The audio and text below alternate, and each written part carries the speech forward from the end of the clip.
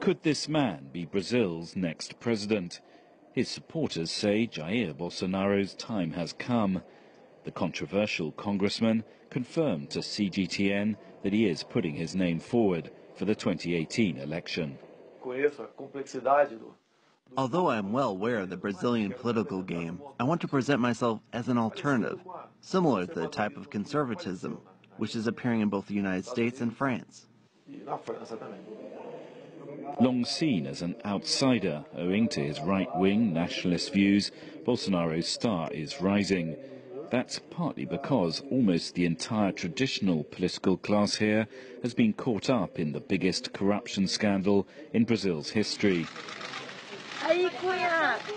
A third of the Congress has been implicated in the so-called car wash kickback scheme involving billions of dollars. Two possible presidential candidates in 2018, former President Lula and Senator Aécio Neves, both have legal cases pending against them. That may open up the field to an outsider. Logically,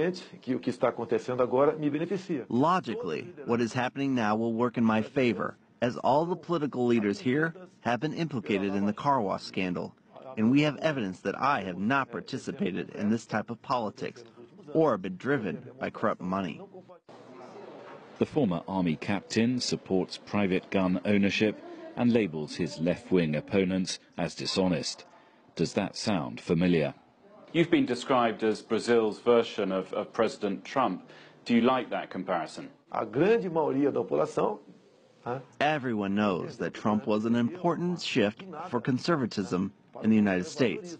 My case is similar, although there is a big difference between him and me and between our countries. One similarity is Bolsonaro's view on immigration. You cannot have a country with open borders. We are seeing the impact of Brazil opening its borders for everyone. That cannot be allowed. He cited as unacceptable the situation in northern Brazil, where thousands of Venezuelans are now seeking refuge from their country's crisis. The congressman is also nostalgic about Brazil's period of military rule, which he says was a time of commendable order and discipline.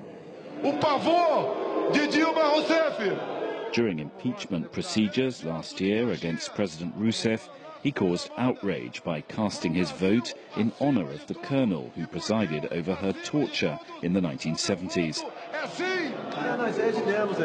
His critics say he's a maverick, too controversial to be elected president. He points to this, the rapturous applause he's receiving as he travels the country building support for his campaign. Could that end with a far-right president in Brasilia? With politics shifting here, like elsewhere in the world, what once seemed inconceivable now is possible. Stephen Gibbs, CGTN, Brasilia.